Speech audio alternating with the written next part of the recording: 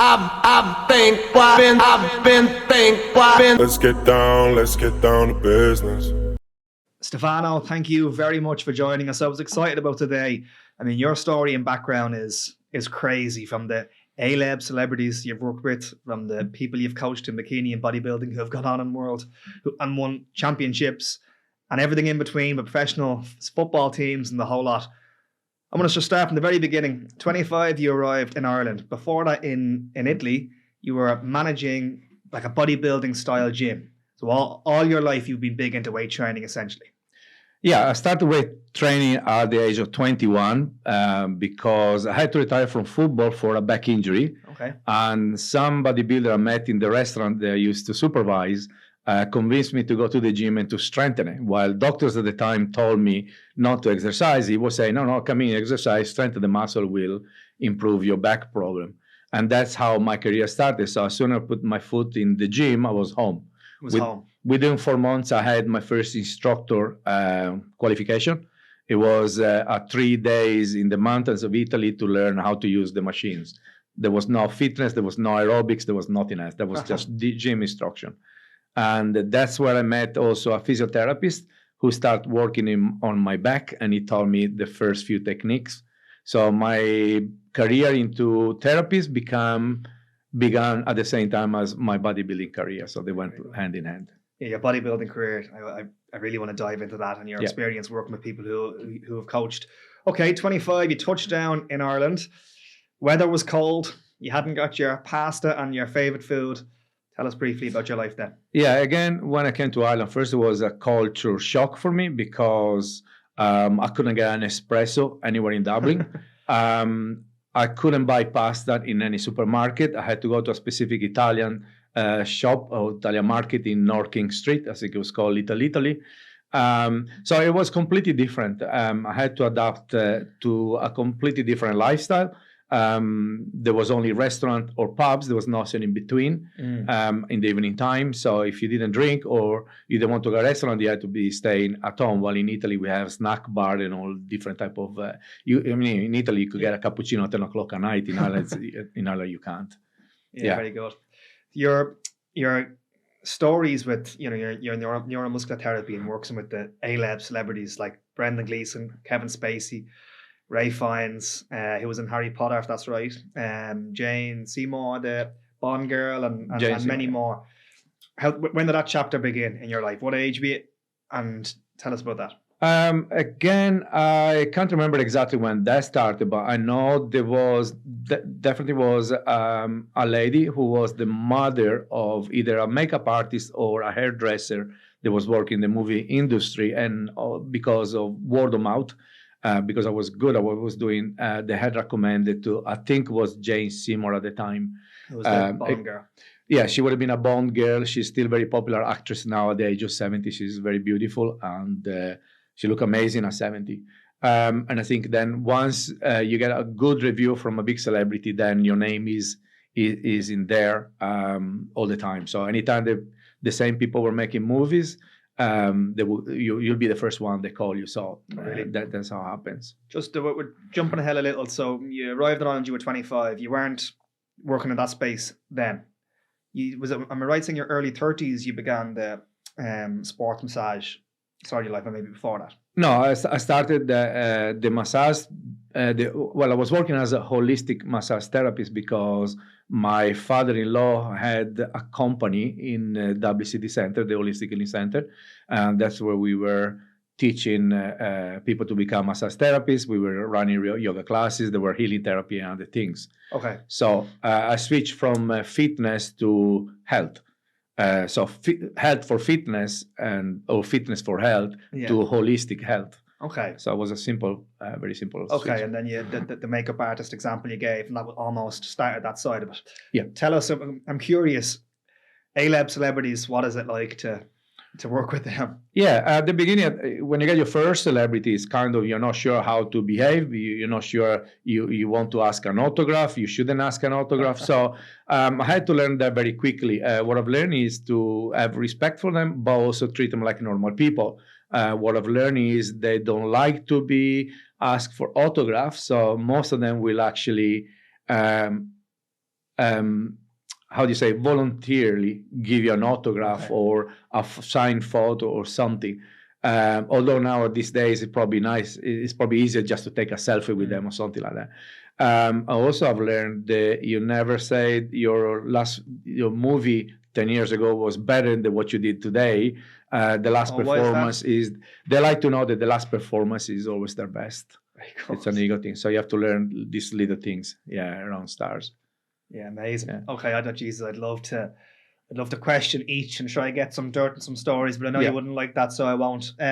You're working with professional football players in football. Tell us about that side of it. I was working in this establishment actually as a sport massage therapist at the time, and I came across Pascal Collins, who's the brother of Stephen Collins, the former world champion, Irish world champion, whose brother was Roddy Collins, that was the manager of Bohemian Football Club. Again, I got a great feedback referral from Pascal, and then Scott Welch, which was the heavyweight champion of Britain at the time, and he featured in the movie Snatch with Brad Pitt. Oh, very good. At the end, fight scene. Yeah, at the end, the fight scene at the end. And then Roddy Collins, manager of Bohemian at the time, came looking for me because he wanted to look after soft injury. He wanted to avoid the risk of soft tissue injuries for the players, so we could have a good campaign. That's how it started. Then my job with Bohemians developed into basically full-time acting physiotherapist, and then nutritionist, gym instructor, and so on. So, yeah. Very good. And so during that period in your life, it would have been in your early 30s to mid 30s. You would have been with Bohemians and then flown here, there, and everywhere to work with some of these. Yeah, I was at the stage I was working for myself, so I was working for Bohemian, say from 9 in the morning to 3 in the afternoon, and then I would be looking after my clients at the clinic at the house, or then I moved into a medical center. I was working from a medical center there. Yeah, so okay, very good. When you came to Ireland, tell me about your bodybuilding days. When did you first start competing? Again, I started competing, I was around 30 when I started competing first. I went into the natural federations, and again, I had a little bit of time in my hand compared to when I was in Italy, and I decided to put into this. I wanted to try to compete, and so I started competing in the natural federation. I came second on my first competition. I won the national the year after, and so I competed until maybe it was about 95. And then I took a long break, actually 17 years, because I decided I needed to be raising kids, and it takes a lot of time between jobs, raising kids, and so on. So it was difficult to juggle everything, because as you know, bodybuilding can be a very selfish type of discipline. Yeah. Okay. Why is that? Curious. It's just because you're because it's all about yourself. It's about your diet. It's about your training, and obviously you can't go to the cinema with the kids and have Maltesers and have things like that. So it's a lot less fun, when you have kids. Also with your partner, at the time my wife would say, "Oh, I'll have a glass of prosecco. Oh, you have a glass with me?" And I would say, "No, I can't." "Oh, I won't have any then." So you kind of. It's a kind of antisocial, Okay, well, we'll get into all that now in a while. Just on your therapy experience, was that mainly word of mouth when you gained your clients? Or you weren't marketing or anything? No, like that? I never market myself at the time. It was all word of mouth. I only started marketing myself around 2006, 2007, because at that stage I had opened 3 clinics around Dublin. So I had one in Dalkey, one in Lucan, one in Swords. Oh, very good. And we wanted the one in Lucan to pick up. Basically, we were trying to build a franchise. Unfortunately, it was just when the recession was about to kickstart. Okay. So, okay, interesting. Yeah. Okay, very good. And then you took a 17-year break in your bodybuilding and came back to it then. So what, early 50s? No, it was late 40s. Late 40s? So I decided to come back to bodybuilding because, again, I had more time. The kids were older, easier to manage. And I just wanted to give a shot because I still felt I was young in the body and mind. And I came back, I think it was around 2012. I was 48, 49.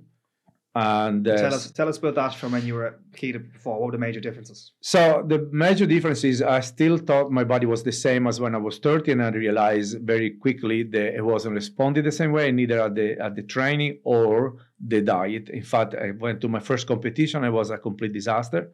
Really? Yeah, I thought I looked great, and then I look at the photo. I had a lot of loose skin. I over diet. I wasn't muscular enough compared to the other guys, the younger guys. So I had to take a step back and reevaluate, and understood at the stage the heavy overload didn't work for me anymore, and volume training worked much better for me. I also had to change a little bit of my diet. Okay. I wouldn't eat as many carbs as I used to. It didn't work in my favor, so I had to eat more fats and more protein at that stage. And then so that was 40, and you say 51 is when you won the... Then around 2014, I won my over 50 Mr. Ireland. So, and then I competed on my first World Championship in Northern Ireland in 2014. Yes.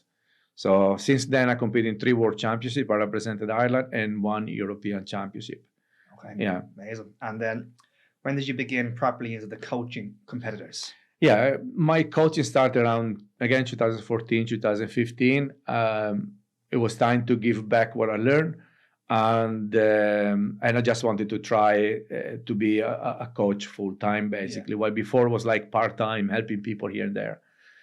So I was already coaching before I was coaching, if you know what I mean. But it was more without the responsibility. It was just helping people, advice, and so on. This time I decided to take the step and go into proper bodybuilding coaching and bikini coaches. Has that industry changed much since? The industry has expanded. Now you have a lot more competitor. You have many, many more federations. Now every federation give pro cards. Pro cards was something possible to get in, even 15 years ago. Now every federation's got a pro card. So it's much better because involve much more variety of people.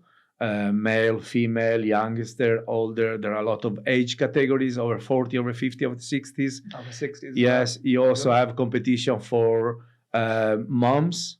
You have mom who lift, you have yummy mummies, you have all this kind of competition, which is great because it stimulates. Everyone has a category. Everybody's got a category, and they can achieve the dream of stepping on stage. Well, before it was like they would feel intimidated. Now they feel like, oh, I can do that one. So it's good for them. It's good for us as coaches because it gives us more business, obviously. Yeah. Okay. Excellent. From your first competition of 48 to that, what were some of the major things you done differently to win the? Well, I had to modify my training from high loads, so very heavy loads, to high volume. My body seems to respond better to superset, trisets, giant sets. And then I had to modify my diet. I still was taking 3,000 calories, but it was less volume, a bit more protein, a bit more fats, and a bit less carbohydrates. And then I just had to learn to drink loads of water. So, I started doing the water logging and, start drinking the 8 to 10 liters a day, close to competition and so on. So, okay. You see at 48, had you maintained a decent physique though from your 30s? And you still... No. When you started back, I was very good. I had a good physique until the age of 39. Then by the age of 40, something happened. My body changed completely. It's like, in a way, it's like menopause, if you know what I mean. It's an andropause or something, and everything is slowed down. So I started gaining weight between the age of 40 and 46, and nothing changed in my diet or my training. Everything was the same. Just do 6 years, my body changed, and I started gaining weight. So I was about 97 kilos at the stage, but it wasn't 97 kilo muscle. There was quite a lot of high body fat percentage. And that's where I had to relearn how my body worked. Okay. Yeah. Interesting. So at the 48 mark, you weren't starting from scratch, but you weren't ripped and built as you are now. There was a fair bit to do. I had a fair bit to do. And so I just I started going back to the gym 5 times to 6 times a week. I started working quality rather than quantity. So it was always about 40 minutes training every day. Okay. I wasn't more than that. I didn't do any cardio. I just did the minimum, about 10, 15 minutes, 3 times a week maybe. And then obviously I would increase a little bit of cardio before competitions. Okay. Yeah. Tell us about your judging days. When did that begin? Yeah, again, the Judging judging in bodybuilding competitions. Yeah, I was approached by Paul Bourne and my good friend Stephen O'Shaughnessy, Dr. Shoko, and they thought I represented well the NABA WFF Federation. I always behaved properly.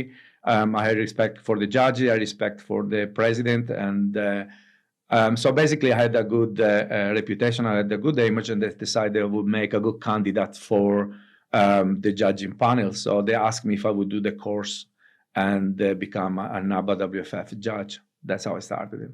And how many years have you been judging? Well, since 2015. Okay. Since 2015. So it's gone very well. I won 2 top judge awards in Northern Ireland. Good. So now I judge most of the time for NABA, but also sometimes I'll be called by the Federation, PCM, and so on. The 2 awards you won, how was that selected? We are judged as judges, same as athletes are judged on stage. So we are judged on performance. So if my judging was spot on the day, so if I match all the results, I have a certain amount of points. And then basically, the one with the best point win the award. It's just a way to make sure for the president and the NABA or WFF federations, or PCA in that case, that they have good judges, good quality judges. So it does happen. You can have a bad day. And one day I saw one of the judges was completely off the marks completely. He wasn't getting anything right. So that judge was not called back. Okay. So you have to keep up with the standard. Okay. Very good. I wonder if you will ever do the next step and assess judges who are assessing competitors. Maybe that's something down the road. Yeah, maybe something down the road. Like as you get old, maybe you get less sharp with the eyesight. So, Okay, very good. Right. You're very well known as a bodybuilding and like the bikini coach.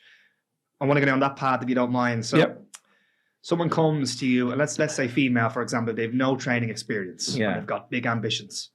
Give us some general tips or pointers for someone who has no training experience at all. Would you say, right, well, you need to be training for a year before you can consider competing. You need to be training for 6 months. You need to do A, B, and C. A complete beginner starting at this space. Well, the point is that there are beginners and beginners. So I just have to see what kind of condition they are at the moment. So I cannot decide when they're going to compete if they never trained before. So if they have already a natural good shape, it could take a year. If they have not a natural good shape, it might take 3 years. Okay. So it's not something that I can tell them for sure, oh yeah, you're going to be competing now, 6 months, a year, 3 years. I just have to assess that particular client first. I have to see how they respond to training, and particularly how they're going to respond to diet, to meal plans, or to counting macros, counting calories. So it's all well to say I'm going to compete, but can you stick to the plan? Okay. That's the most difficult part. Those who you've worked with and have gone on and won major competitions, you've a CV list there that's endless. What are some qualities about the person that leads to them becoming at that level? Again, the top competitors are the one that want it. They really want it. They have the kind of strong desire, and they've got the consistency to stick to the plan. They are curious about training. They want to learn. They want to understand how the diet works, what change it can make to their body, and they want to know what they need to do to improve their physique, and how to adhere or how to be consistent and stick to the plan. So, but basically, all of them, including me, if you want to compete, and if you want to compete and win, you have to have a strong desire, a strong will. Okay. Yeah, so that's even those who have gone on and won, do they often fall off the wagon over the 6 months? Some competitors, even the ones that are the most talented, they have a chance. What they do normally, some of them might win a big competition and then fall off the wagon completely because they just wanted to see if they could do it, rather than as a long-term, career. Others want to have a proper career. So again, then you might want to have a career, you might have the will, but you might not have the genetic elements needed to become a big champion. You might win a small competition, but you're not be able to win the big tournaments. And is that a big factor, genetics? Genetics is a good part of the whole plan. So you have to have a good genetic to achieve a certain level. Okay. But again, as you know, good will and a good mind can do amazing things. Okay. Tell us, someone goes down this. Let's say they just compete once and they do well, and then they no longer do after that. What does someone gain from that? Discipline. Yes. First of all, a lot of people do these things for confidence. Okay, so people think bodybuilders or this bikini model are the most confident people in the world, but the reality is most of us were not confident at all at the beginning, and that's why we did it. Either we wanted to lose weight because we were overweight, or we wanted to gain muscle because we were skinny and bullied. Most of us did out of some insecurity. In my case, I did it because I was injured. To improve a back injury, but then obviously my ego took over a little bit. But many people they come to us are insecure people. They think their life will improve if their physique will improve, and it works for some people, or to some extent. It doesn't work for everybody. Okay. But yeah, bodybuilders, bikini models, etc., are probably the most insecure people in the world. Yes. We all are a little bit insecure. And from a positive side, have you seen transformations? Yes, but the insecurity is what drives us to achieve and to do better. So yes, I've seen amazing transformation in their physique, but also we saw a lot of big changes in their life in a positive way, because they learned they can do it. Yeah. And they also learned that a lot of people they respected and they were looking up to them. They're as insecure as they are. So it's actually pretty amazing. But also the bodybuilding community, generally speaking, is a very good community. Really? We look after each other. We look after each other. Especially in the old time, we were like a very small family. So you kind of feel like you're a secret society. And so there is a good sense of community. We help each other, we exchange tips and so on. So of course, when you go on competition, there's always a little bit of bitching, but that's more rare than the common element. I made some amazing friends. I've been blessed with friends from all over the world. Every time that we meet, even competing against each other. I remember my first world championship, I was completely out of my depth. And then I had great people like Ian McLaughlin from the north. I had Sergio Massi from the Italian champion. We become really good friends. They were giving me a lot of tips on the day. So when I came out of that first world championship, I had learned so much in one day, as much as I could have learned in a year just being in a gym. Yeah, so. Amazing. And you still see a version of that nowadays. Like, I think in the public looking at bodybuilders and those who compete, that's not the perception that's given off. Even nowadays, it's quite supportive and you're welcomed in. Yeah, absolutely. We are supportive of each other. Like now the problem is the internet. It can be a bad place because of the trolls. But that goes for every aspect of life. It's not just in bodybuilding. So you find that everywhere. Whatever you are, a footballer, an artist, or a fitness instructor, whatever. That negativity is present in all sides of life. It's not just bodybuilding, but generally speaking, the bodybuilding community, whatever it is, the female, the bikini, the Mr. Physique Athletic, we are all supportive of each other. We all help each other. We all tips each other. Okay, brilliant. So now come back to this about we touched on what the reasons why people succeed. So now a little bit further on that. So what are some of the reasons people don't succeed in this space? Do you find the diet it's harder for people to adhere to over, let's say, a year or 6 month period? Yes, the most difficult part, the gym is the easy part. Right. Training is easy. To stick to a diet or to a plan is the most difficult. So what we found is consistency is very difficult to find in people, and also responsibility, taking accountability.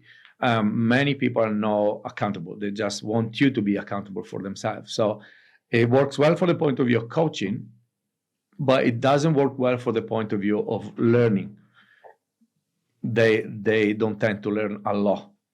Okay. If you know what I mean. Yeah. Okay. other coaches who aspire to, go down this path, any general tips you can give coaches for working with people who want to compete? Anything that, stands out to you, or secrets, tips of the trade you've learned over the years? Yeah. Well, there are many tips, and then I'm not sure where to start in here. But the first thing is that what you have to learn as a coach is to do the best as you can for your client and not for yourself. This is not an ego trip. This is you taking responsibility for a person, for another person, for their changes in their physicality and also in their life. So you have to take responsibility for what you do. Okay, so first of all, you have to consider the person, look at the background, and see how they respond to different stimulation. But that goes in the same in football. How do you say? Sometimes you have the whip, and sometimes you have to give them the carrot. Okay. Some people you have to hug, and some people you have to give out to. That kind of way. Yeah.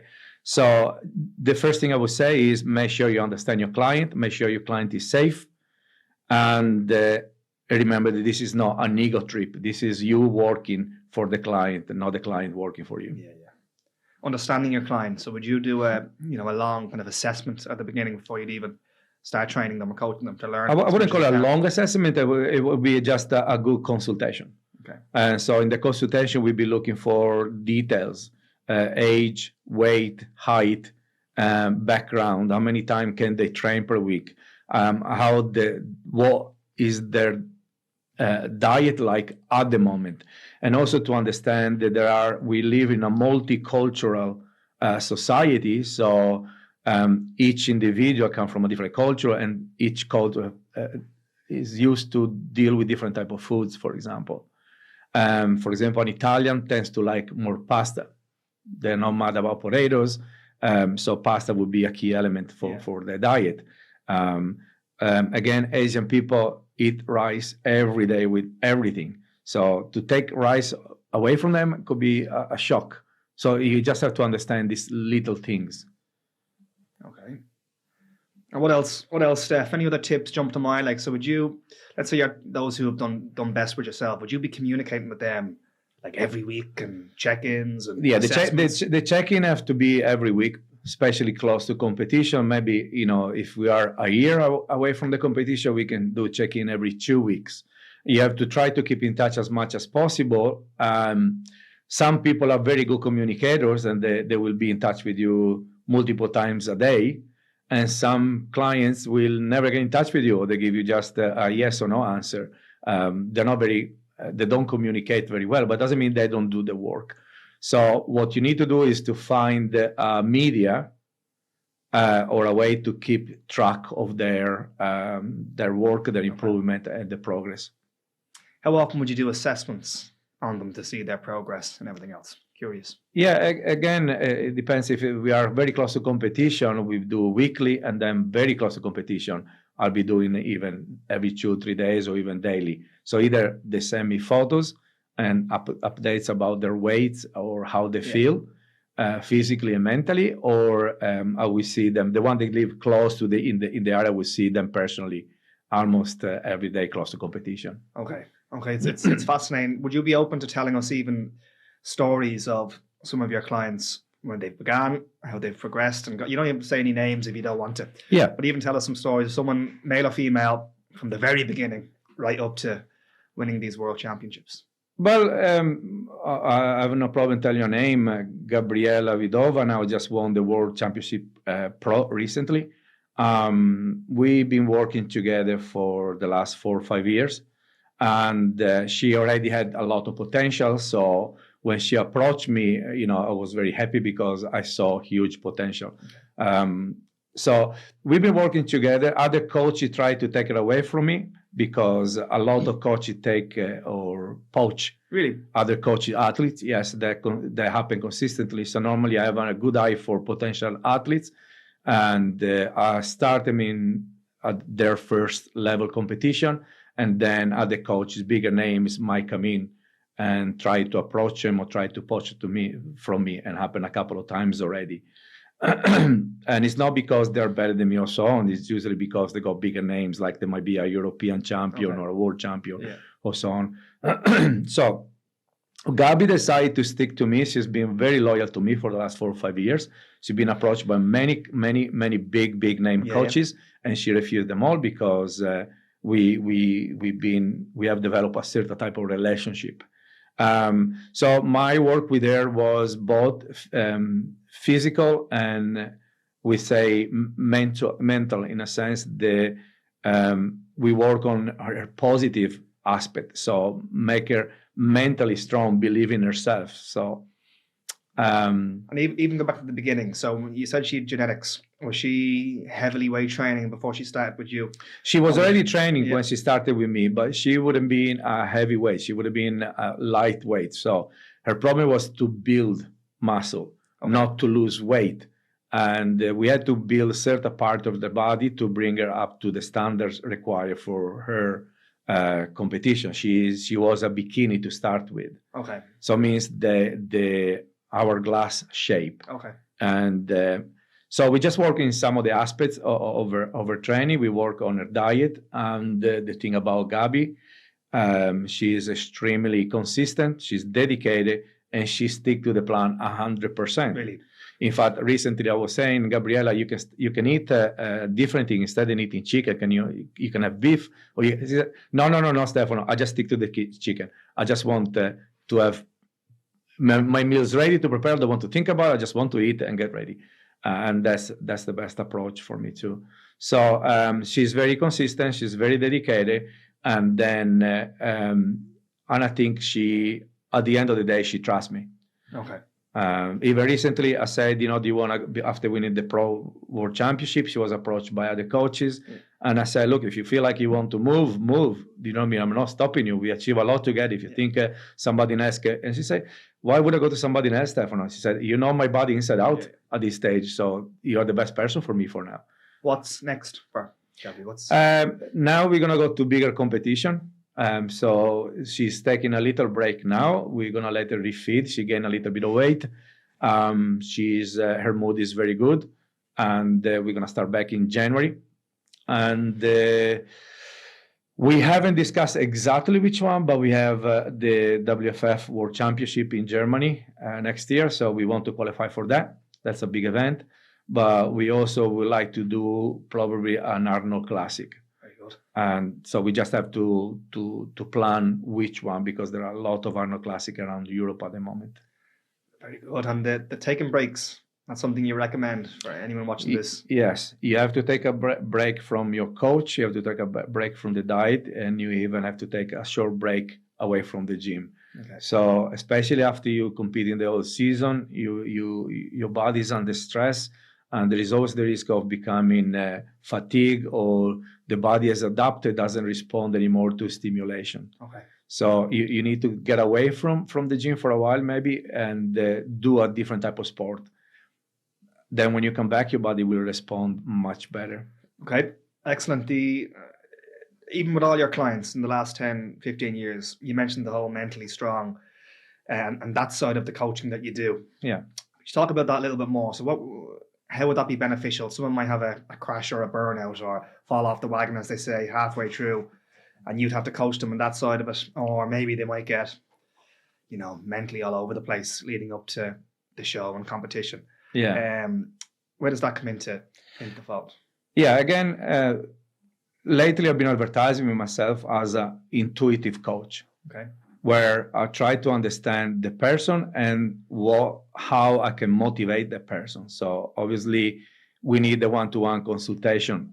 So I just get them into the room with me, and we just talk about different things, from jobs to family, children, and all the kind of aspect of their life, not just the training. So we're talking a lot about obstacles, okay, or motivation of different things. Different aspect of life that have nothing to do with gym or training diet. And I try to understand from there, and then I decide how to approach, how to motivate them. Interesting. Yeah. Okay.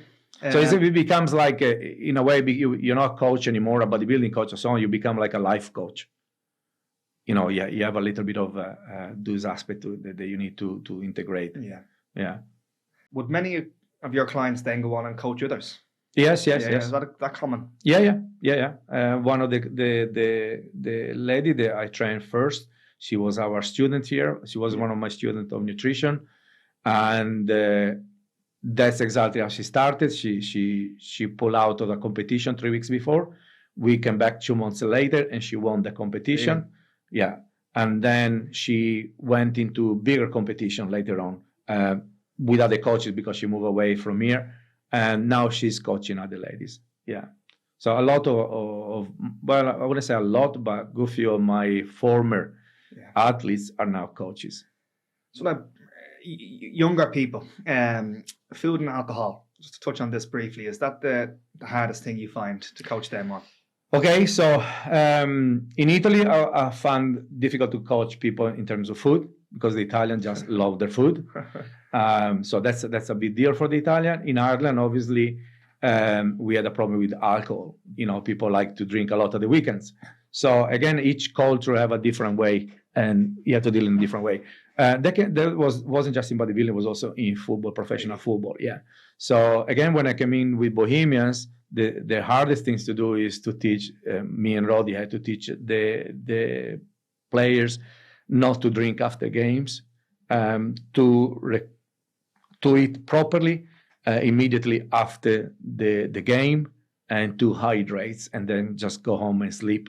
And then we brought him in the day after for a loosening up, we say, stretching session, so on. While before, when I came in first, I was in shock because coming back from Cove, for example, we stopped by chippers. So they were eating chips, they were drinking beer. And I was saying to Roddy, is this supposed to be a professional football? And they were saying, well, this is the way that we do things in this country. And in fact, they were saying, well, look at Jack Charlton. That's what he was doing with the Irish team in the 1990. Yes. They were going for fish and chips after games and beer. Often you find here at the Pound across the road, the old Irish team. Well, for me, I was coming from a different approach. The Italian approach was, very professional. So we started implementing that in professional football. So that was the biggest obstacle we had in professional football until we start getting the big results. In fact, the biggest change is when we won a UEFA Cup match in Germany. We beat Kaiserslautern, which at the time was one of the top clubs in Europe. Had elements like what's the big German guy, Klose. Yeah. And then there was Djorkaeff, world champion and European champion with France. We beat them supposedly with the pub team. That's what they called us at the time.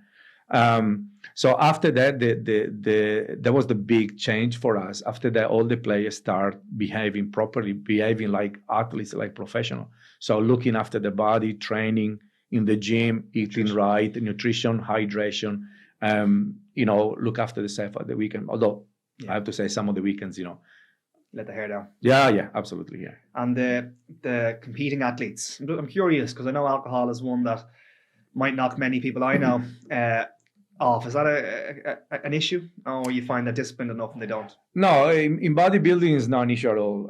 Most of the bodybuilder will tell you that one of the most difficult aspects of this sport or discipline is the social side, because obviously in Ireland, when you go out, people drink, and most of the bodybuilders or bikini girls don't want to drink, and they'll be heavily criticized by their judged. Oh, you're boring and so on.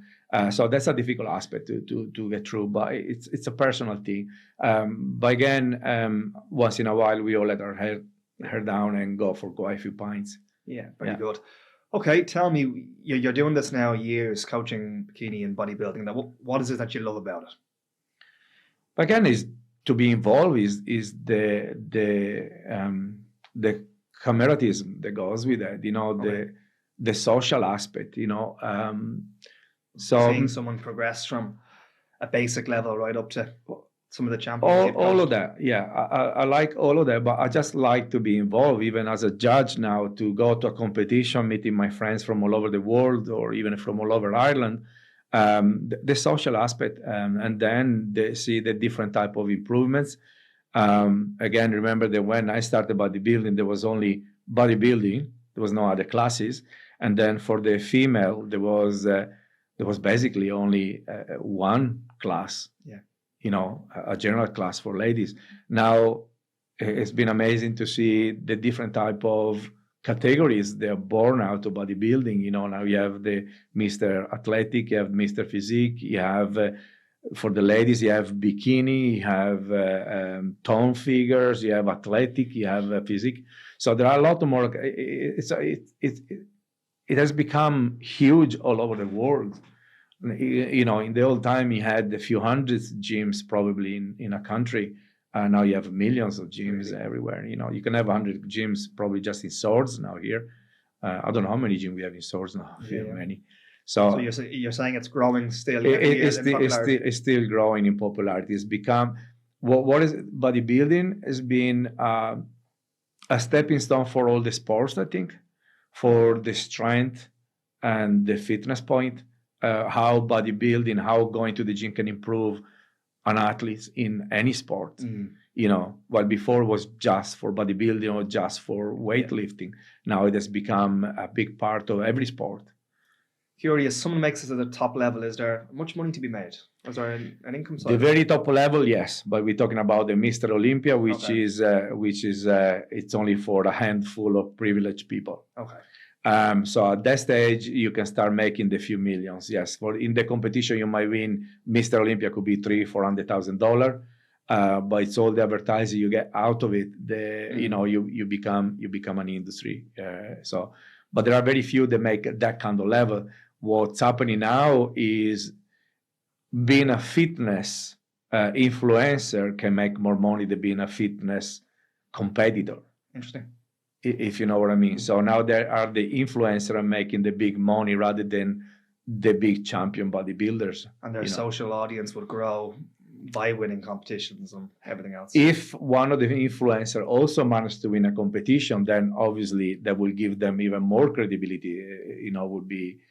But the internet and your Instagram, your TikTok or whatever have expanded the chance to make money for a lot more people compared to the past. Is there, curious, an age where, can anyone start this? Anybody can start at any age. I've got now, my niche is not anymore bodybuilding and so on. At the moment, I still train bodybuilders, still train bikini girls, but I'm more concentrating on middle-aged people, pre-post and menopausal ladies, because I'm almost 60-year-old, and they tends to look up to me like, if he's doing it, I should be able to do it. Well, you obviously, you have a 60-year-old training with a 25, it's all good, but they say, well, you can do it because you're 25, but I can't do the same. But when they see me doing it, then they think it's achievable. So it's great. So people watching this, any age, anyone can start. Anybody can start at any age. You just have to be aware of the basic little things. So when you start a new client of a certain age, you have to work the full body first. You have to work body weight first, and you have to work on flexibility before you work on strength. Curious, last thing, are injuries common or less common? I mean, people are training, whatever, 4 or 5 times a week, yet they know how to train. But general injuries, do they occur commonly enough now in your experience? Well, there are always little injuries happening in the gym. It's normal. When you lift weight, when you do certain type of exercise, you always expose yourself to little strain and sprain and things like that. Yeah. But that happens in any sport. But obviously, when you have a good personal trainer, you know the little rules as the warm up, dynamic stretches, your main training session, and then you have your cool down and your static stretches. So you have a way to prevent it. Also, a good personal trainer will look after your diet, help you with your diet in order to avoid the minor injuries. Yeah. The big injuries usually don't happen with personal trainers unless they do something really stupid. Lately, we saw quite a few people getting injured on leg press. Really? Yes, because they hyperextend the knee. But we noticed that the people that got injured, they torn both quadriceps. Happened 3 times in recent time, in the last 2 years, to 3 friends of mine. But they were also lifting an enormous amount of weight. So normally, if you're followed by PT, it will never get you to lift that much weight, So interesting. Okay, Steph, last thing. Any general tips you can share with viewers watching this in terms of getting in shape or starting or, you know, taking that first step in the gym or taking that first step in your own transformation? Because you've donkey's years of experience. Anything that jumps off mind? Well, the first thing, obviously, what we recommend now is to seek the help of a personal trainer. Avoid looking at Instagram or TikTok trends, because if you've never been in a gym, you might be thinking you're doing the right things and you're not. So look for a good personal training in your area and just get the basic first. So the basic exercise and the basic diet advices. So you cannot give a beginner a meal plan straight away. They won't be able to stick to it or handle it. And why is that? It's too much too soon? Too much information too soon. So give little information and little by little. So progress the information when you progress the training. So at the beginning, just tell them avoid too many carbs, avoid too many fats, avoid too much drink, or little things like that. So eat your breakfast, lunch, and dinner, and choose snack in between, so on. And then as they progress, as they want to learn, then you're gonna tell them more specific. You're gonna give them more specific information. If you start giving them calorie counting, they just come to the gym, they have to deal with the fat, they have to do exercises, movement they've never done in their lives. You start telling them about tricep, bicep, quadriceps. They might feel confused and overwhelmed. So stick to the basic at the beginning, basic advices, and then progress over time. That's simple as that. Very good. So find a coach in your area. Yes. Start slow. Stick to the basic advice. Yes. And then as your progression grows, Yeah. and even you probably become more motivated. Yeah, and hopefully look for a personal trainer who is actually qualified. Yeah. Because there are personal trainers around, they have no qualifications. Again, I've seen them. They think they know, but they don't even know specific muscles. Okay. And then we had one on one of our courses. We had a person that's been doing personal training for 10 years, and he decided to do the course. And imagine that he didn't know anything about muscles, and he was coaching for 10 years. Okay. So. Yeah, it was a little bit crazy that way. So make sure that you get somebody who is a personal trainer, but also qualified personal trainer. Yeah. Okay. Stefano, thank you very much for joining us today. Okay, thank you for having me. I knew that would be good, but better than expected. You're a Okay. gent. Thanks very much. Okay, thank you for having me.